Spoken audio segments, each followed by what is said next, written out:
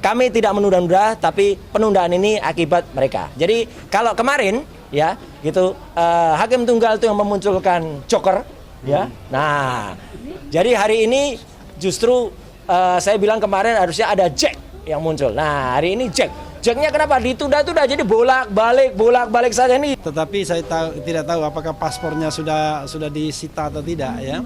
Tetapi intinya kalau melintasi batas negara itu pasti masih ada problem. Nah, kami tadi mau menyampaikan petitum seperti ini ya. Ini telah diterima berkas permohonannya pra peradilan pada tanggal 30 Juli. Jadi kalau sekarang tanggal 7 Agustus sebenarnya sangat proper ini ya kami menyampaikannya. Dan lagi-lagi kemudian turut termohon membuat persidangan ini harus ditunda 1 pekan, dan itu mekanisme hukum acaranya. Jadi kalau salah satu pihak termohon dan turut termohon tidak hadir, maka kemudian akan dipanggil lagi secara patut, secara layak, dan kemudian sidang akan ditunda ke pekan depan, mungkin Jumat pekan depan, dan kalau seandainya tetap tidak datang, sidang akan dilanjutkan tanpa kehadiran pihak yang tidak datang tersebut. Saya tidak tahu bagaimana kalau yang tidak datang adalah termohon. Karena dia udah datang sekarang kan, ya akan dipanggil secara patut lagi dan ditunda lagi. Tapi kalau turut termohon seperti kemarin, mereka menyatakan tidak datang, dan ternyata ada surat bahwa kalau mereka dibutuhkan datang, mereka akan datang, tapi sikap mereka tidak datang. Karena mereka tidak memiliki relevansi yang sangat langsung ya terhadap kasus ini. Cuma kenapa kami jadikan turut termohon, karena itu adalah mekanisme yang memang berlaku dalam pra peradilan. Jadi pihak penyidik dan pihak kemudian penuntut itu menjadi satu paket dalam pra peradilan. Nah, adapun yang kami minta ya, saya bacakan ya, nanti Mas Roy tambahkan. Yang terhormat Ketua Pengadilan Negeri Jakarta Selatan CQ yang mulia Hakim Tunggal yang akan memeriksa dan mengadili permohonan pra peradilan aku agar berkenan untuk memberikan putusan sebagai berikut. 1. Mengabulkan permohonan pra peradilan dari pemohon untuk seluruhnya, itu biasa ya. 2. Menyatakan bahwa pemohon adalah pemohon yang beritikat baik. 3. Menyatakan bahwa tindakan pencekalan terhadap diri pemohon yang dilakukan oleh termohon berdasarkan surat keputusan Kapolri nomor Kep 1893/12 Romawi/2025 tanggal 10 Desember 2025 tentang pencegahan dalam perkara pidana yang terhitung sejak 11 Desember 2025 sampai dengan 11 Juni 2026 Jungto surat nomor IMI.GR.03.04/1204 tanggal 11 Desember 2025 perihal penarikan sementara paspor RI atas nama KRMT Roy Suryo Noto Diprojo adalah tindakan pencekalan, adalah tidak sah ya, adalah tindakan pencekalan dan itu adalah tidak sah. Walaupun kemudian kita juga merasa aneh ya dengan surat ini karena secara de facto pencekalan itu sudah disebutkan ketika Mas Roy selesai menjalani pemeriksaan pada tanggal 13 November. Tapi kemudian di sini baru tanggal 11 Desember ya. Panjangan. Oke, jadi itu ya. 4. Menyatakan bahwa pencekalan atas diri pemohon berdasarkan surat keputusan Kapolri nomor Kep /1893/12 Romawi/2025 tanggal 10 Desember 2025 tentang pencegahan dalam perkara pidana yang terhitung sejak 11 Desember 2025 sampai dengan 11 Juni 2026 adalah telah kedaluarsa dan tidak berlaku lagi ya. Karena tidak jelas pernyataannya sesungguhnya. Makanya Mas Roy nanti coba-coba ke Singapura ya. 5. Menyatakan bahwa penetapan tersangka atas diri pemohon adalah tidak sah oleh karena telah terjadi cacat formil dan cacat material dan atau telah terjadi maladministrasi oleh karena telah mencampur adukan rezim hukum KUHP lama dan KUHP baru untuk perbuatan sejenis sehingga harus dinyatakan batal demi hukum. Jadi ini ada menyasar penetapan tersangka juga ya. Kita mintakan juga. Menyatakan bahwa penyidikan yang dilakukan oleh termohon adalah tidak sah oleh karena melanggar putusan MK nomor 130/PUU strip 13/2015 tanggal 11 Januari 2017 Jungto pasal 60 ayat 1 KUHP baru sehingga harus dinyatakan batal demi hukum. Kemudian menetapkan surat ketetapan nomor S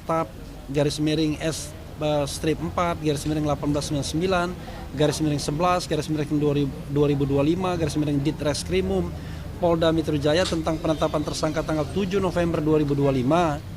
1 ya. 2 surat nomor B /7475 garis miring 3 Romawi garis miring res titik 1.14 titik garis miring 2026 garis miring Ditreskrimum tanggal 30 Maret 2026 perihal pemberitahuan perubahan penerapan pasal, surat perintah penyidikan nomor SP titik sidik garis miring 94 garis miring 1 Romawi garis miring 2026 garis miring Ditreskrimum garis miring Polda Metro Jaya tanggal 15 Januari 2006 dan juga surat perintah penyidikan nomor SP titik sidik garis miring 1043 garis miring 3 Romawi garis miring 2026 Ditreskrimum garis miring Polda Metro Jaya tanggal 30 Maret 2026 dibatalkan.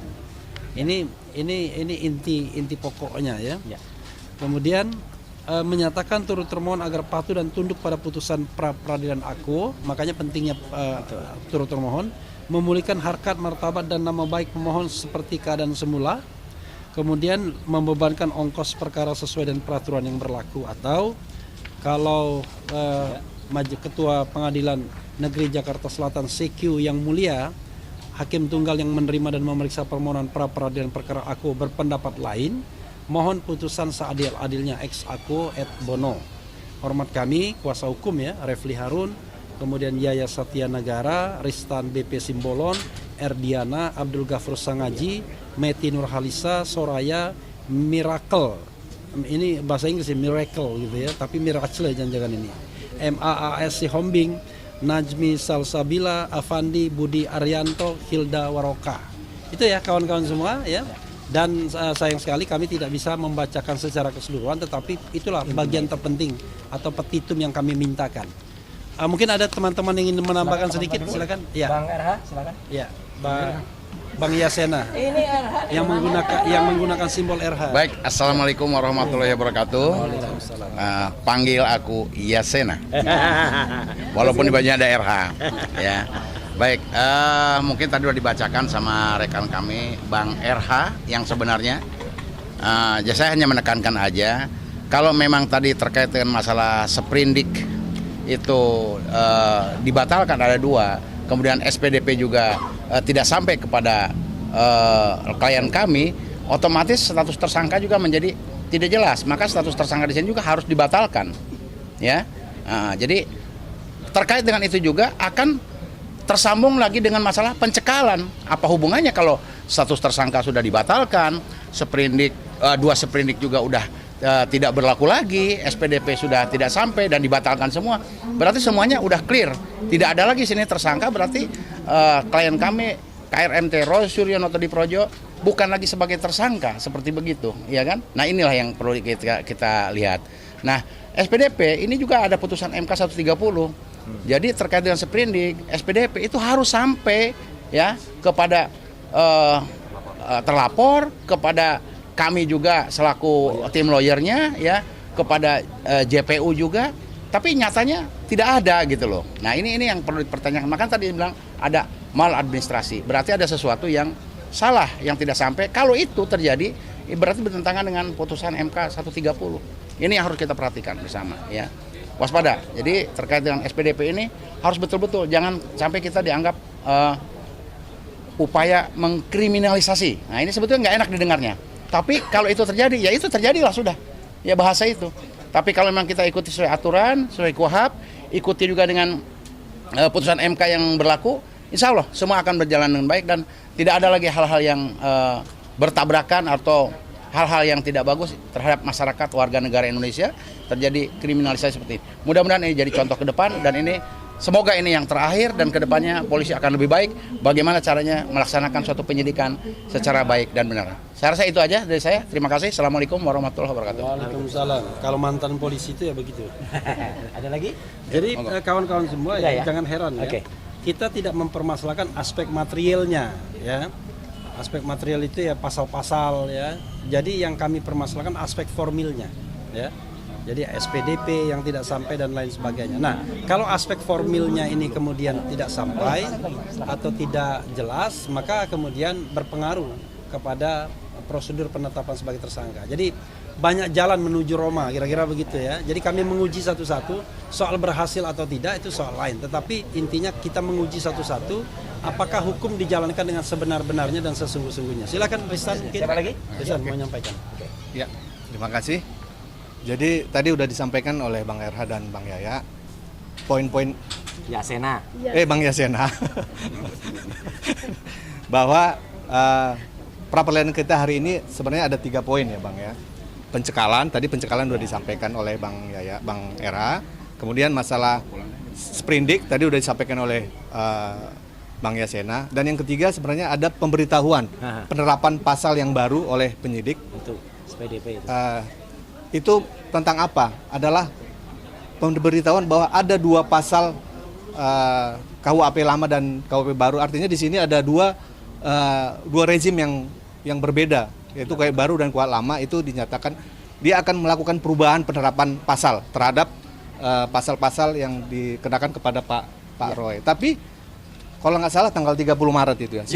Tapi setelah tanggal 30 Maret sampai dengan pemberitahuan kepada JPU ya, artinya penuntut umum, kita tidak pernah disampaikan. Itu seharusnya kita disampaikan juga dari penyidik kepada pemohon. Nah, inilah yang kita masuk salah satu poin dari 3 tadi, pencekalan dan surat sprindik ya. 2 sprindik yang tanggal 15 Januari dan 30 Maret 2026 tidak pernah disampaikan kepada terlapor. Dalam hal ini ada putusan MK tadi sudah disampaikan pasal putusan MK 130 harus wajib disampaikan kepada terlapor. Nah, gitu. Kalau tidak penetapan tersangkanya tidak batal gitu. Itu mungkin poin-poinnya ya Bang ya. Mungkin ada yang Ya, ada lagi mau tambahan, silakan. Ya, bentar. Mbak Aya dulu sedikit. Assalamualaikum warahmatullahi wabarakatuh. Sekali lagi untuk yang sekian kali, terima kasih kita mewakili dari tim lawyer atas kehadiran, kebersamaan yang hari ini sudah dihadiri oleh para pers ya. Terus para YouTuber, terima kasih terus membersamai kita, dan mungkin intinya adalah dari apa yang sudah dijelaskan oleh Bung RH tentang petitum tadi, itu memang hal-hal yang memang kita sampaikan. Dan kita berharap dari petitum itu dikabulkan oleh majelis. Ya. Jadi harapan kita semua adalah apa yang kita perjuangkan hari ini, dari yang pertama, kedua, ketiga, dan keempat, hari ini insya Allah mudah-mudahan diterima oleh majelis, bukan oleh majelis, tapi oleh hakim tunggal hari ini. Terima kasih untuk sekiannya Pak Roy, mungkin. Oke, silakan. Oke, baik. Assalamualaikum warahmatullahi wabarakatuh. Ya, benar kata Bu Soraya. Jadi sekali lagi terima kasih atas kehadiran semua dari kawan-kawan ya gitu, termasuk dari pers, dari media, dari politik entertainment ya gitu. Bukan infotainment lagi, sekarang infotainment udah berubah jadi politik entertainment ya gitu. Karena isinya kayak infotainment lagi, dan juga para YouTuber juga semua yang sudah hadir semenjak saya tahu, semenjak ada yang tadi jam 8 ya, Bang Refli udah hadir jam 8 tadi ya, setengah 9 bersama-sama dengan saya ada, dan kita nunggu sampai setengah 10 lebih sampai jam 9.40, dan kemudian ternyata nah ini yang paling penting ya gitu, kami tidak menunda-nunda persidangan. Siapa yang menunda-nunda persidangan? Tentu teman-teman bisa lihat ya, sudah ditunggu tadi berkali-kali, pintu dibuka, dilihat lagi, diintip lagi, nggak hadir, diintip lagi nggak hadir, kemudian tadi ditanyakan hadir tidak, ternyata tidak ada surat. Ini yang kedua kalinya ya, ini bukan lagunya Raisa ya, kedua kalinya, tapi ini yang kedua kalinya ya, turut termohon tidak hadir pada sidang yang pertama, sehingga membuat sidang ditunda sampai 1 pekan ke depan, tanggal 12 Agustus. Jadi jelas 14 ya, maaf saya koreksi, 14 Agustus. Jadi siapa yang menunda-nunda jelas ya, bukan kami yang menunda. Jadi kalau nanti, kemarin juga ada putusan dari pra peradilan yang ketiga bahwa kami harus mengajukan pihak lagi, padahal harusnya pengajuan dari pihak itu harusnya dimohonkan oleh termohon. Jadi harusnya adalah Kementerian Keuangan itu dimohonkan oleh termohon ya, karena kami tidak bisa bayar, harusnya dari bendahara. Karena itu sebenarnya tidak dimohonkan, harusnya itu tidak bisa kemudian dikeluarkan satu asumsi dari hakim tunggal. Tapi kita tidak akan nilai hakim ya, kita ikuti saja, karena kurang termohon kita tambahi termohonnya ya. Jadi itu akan dilakukan lagi, jadi itu nanti pasti akan kita daftarkan dan pasti akan mundur lagi. Jadi jangan kemudian ditanyakan Roy Suryo dan tim hukumnya mundur-mundur, propit lagi, enggak. Karena memang mereka lah yang kemudian menunda-nunda. Satu, membuat kurang termohon. Yang kedua adalah hari ini tidak datang turut termohonnya, sehingga itu yang membuat ditunda. Tapi penundaan itu tentu ada hikmahnya. Ya, insya Allah minggu depan itu kita juga akan bisa bersama-sama membersamai ya support untuk dua pejuang sekaligus. Yang pertama Dr. Tifausia Tiasuma yang akan melakukan pra-peradilan juga di sini ya pada tanggal 12 ya, itu makanya saya tadi agak confused ya tanggal 12. Dan minggu itu, hari Minggu depan itu ya, itu juga sudah ada jadwal untuk pra-peradilan salah satu pejuang YouTuber kita Babe Aldo yang akan ada di Kalimantan Selatan. Dan itu kalau nanti sudah dimulai ya ada dari tim Tokham juga yang akan ke sana, termasuk salah satu ahlinya, dan juga saya akan menjadi saksi yang ada di Kalimantan Selatan untuk kemudian membersamai. Jadi itu yang paling penting ya. Jadi hari ini kami tidak menunda-nunda, tapi penundaan ini akibat mereka. Jadi kalau kemarin ya gitu hakim tunggal itu yang memunculkan joker ya. Nah, jadi hari ini justru saya bilang kemarin harusnya ada Jack yang muncul. Nah, hari ini Jacknya kenapa ditunda-tunda, jadi bolak-balik saja, ini Jacknya bolak-balik. Nah, ini Jacknya bolak-balik. Siapa Jack itu? Wajahnya perhatikan dengan cermat. Ya, ini ilustrasi lo ya. Dan tidak bisa dikatakan itu siapa. Ini Jack, gitu ya. Katanya dipanggilnya Jack. Jadi hari ini ya sudah, silakan laporkan saja. Nanti Jack makin boncos lagi nanti, ya kan? Karena dia nanti pasti setelah ini pasti ada komentar dari para termul. Wah, termul nanti setelah berkomentar merapat lagi ke tembok ratapan Yerusalem. Nah, apa mereka ke sana pulang itu nggak ada apa-apanya? Ya, makin boncos saja ceknya. Nah, itu aja ya. Jadi intinya sudah jelas ya. Kita terus mengadakan perlawanan. Jadi kita akan sama dengan lo. Jadi saya ditangkap waktu itu diam saja, tapi kemudian saya digeledah diam saja, tapi ketika kemudian semuanya salah benar, saya akan lawan. Gitu. Itu yang kemudian dilakukan dan dengan profit melawannya. Itu ya. Pihak Jadi termohonnya ditambahkan tadi siapa berarti Mas? Pihak Termohonnya tadi gitu. enggak, tadi yang turut termohon harus hadir adalah pihak kejaksaan. Oh, pihak Kejaksaan tadi tidak nggak hadir. Tadi nggak hadir. Kedua kalinya loh nih ya. Kayak Raisa 2 kali gitu. Nah, itu sama. Dulu juga pernah kan, sehingga membuat sidang itu. Tapi penundaannya ada hikmahnya. Hikmahnya adalah apa? Kita minggu depan bisa membersamai pejuang kita di sini juga sidangnya di Pengadilan Negeri Jakarta Selatan, yaitu Dr. Tifausia Tiasuma, yang jangan kepleset ya teman-teman, artikan baik-baik statement Dr. Tifa katanya saya tidak lagi terlibat, enggak, ujungnya perhatikan itu ya. Jadi biarkan Dr. Tifa nanti yang menyampaikan. Dr. Tifa terkait apa? Tentang sebaiknya tanyakan kepada yang bersangkutan ya. Saya tidak punya legal standing untuk menjelaskan, meskipun saya membaca sudah apa yang dimohonkan. Itu ya teman-teman semua. Jadi tanggal berapa Mas? Saya jadi tanggal 14. Untuk ini jadi tanggal 14. Pra peradilan yang keempat jadi tanggal 14. Pra peradilan yang kelima kapan? Nah, nanti tunggu tanggal waktunya. Ya, gitu. 5 soal apa? Nah, nanti tunggu juga ya, gitu. Jadi banyak misteri, masih banyak kartu-kartu yang bisa dimainkan. Ya, gitu. Oke, itu ya. Terima kasih. Wassalamualaikum warahmatullahi wabarakatuh. Waalaikumsalam. Cek. Cukup ya. Oke. Oh ya, saya tadi ada RH, ada RH. Saya juga RH. Tapi hanya ada di sini. R-nya ada di dalam sini. Itu lucu-lucuan aja. Ini raja nih, Cek. Bolak-balik. Ini kayak ngerti dikatakan.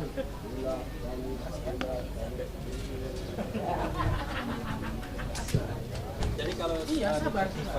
Nah, ada apa-apa, beliau masih selaku Troya. Selaku Troya ini ya, Ya. selaku Troya ya. Troya itu tidak bersidang tetapi masih memegang mandat Ya. Roy Saya tidak mencabut mandat di Troya. Itu ya. Tifa Roy's Advocate gitu ya. Nah, tapi kita memang tidak bersidang, tetapi kita juga memantau lah, bahkan berkomunikasi dengan mereka bahwa memang Dr. Tifa ini punya standing bahwa setelah dia dimenangkan di putusan sela itu kan mengatakan bahwa surat dakwaan itu batal demi hukum. Nah, batal demi hukum itu mengakibatkan dakwaan semua gugur dan kemudian berkas-berkas dikembalikan. Dalam penilaian Dr. Tifa dan timnya, ya dia menang, dan kemudian dalam bahasa Gayus Lumbun, mantan hakim agung, dia menang mutlak.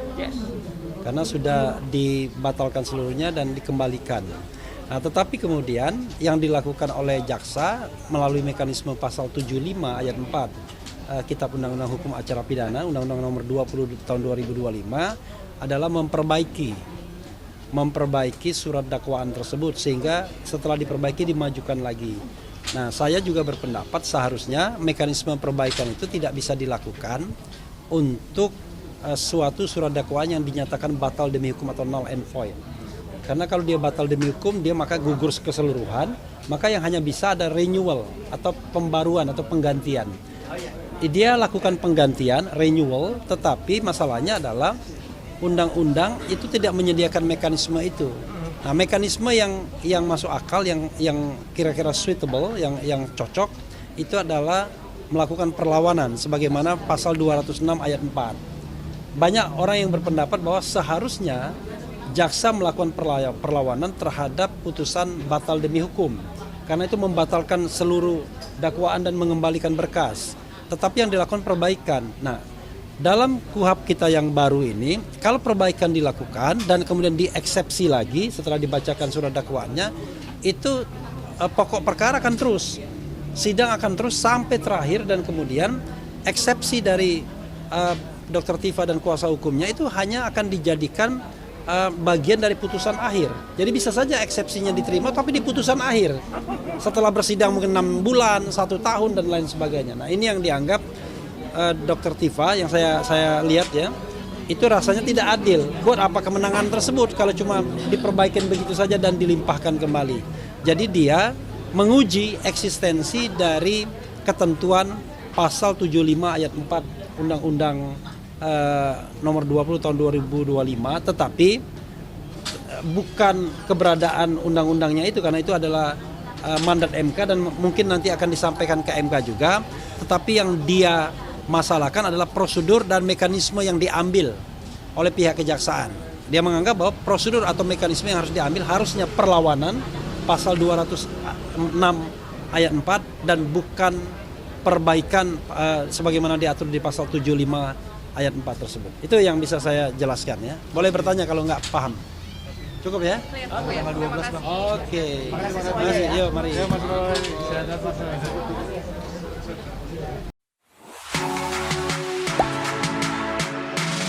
Gak sempet baca? Dengerin aja, klik icon text to speech di okezone.com.